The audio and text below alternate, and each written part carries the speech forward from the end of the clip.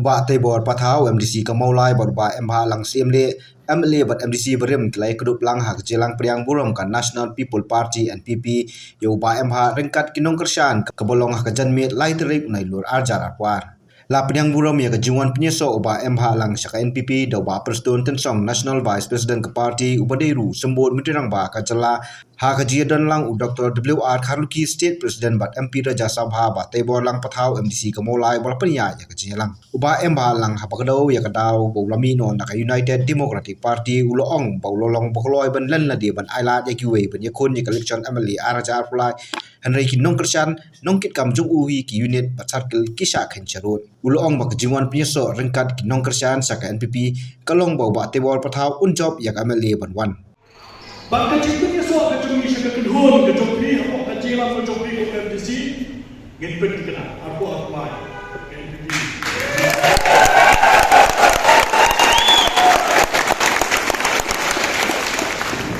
Bah bagi ngepet dikena ya pak di bawah pada umum di sekolah konstitusi tamde menkut tanggal kedua. Andai kedai itu mensupport aboro awai ke sekolah konstitusi.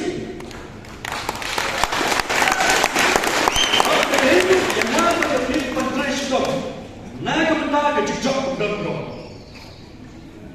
Kemudian semua tiba-tiba. Benar dapat semua yang kata cumi akun, bahaswan yang datang ke cumi kedua. Anda pengisuan nak kawan, sekarang ke kecumi kedua nak kecumi dengan sobat kecumi ini. Anda mendatasi mereka datang ke cumi kedua. Hakipun berada. Kemudian mana? Mentang hidup arti di kereta tebor MH nyebut lang. Bagi bor kita cukup bor nak tak cumi nak borok. Banyak hak cepat nak tak cumi nak borok.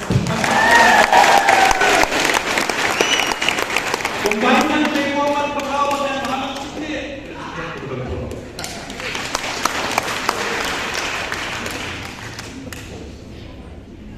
Bang kita ada kejadian jatuh deh. Bapak tahu pasti. Mencoba akan mahu deh tapi. Bang di bawah yang cipta bapak tahu masuk ke kasih. Tendera tak tahu jauh ke kasih. Dan berapa yang menjauh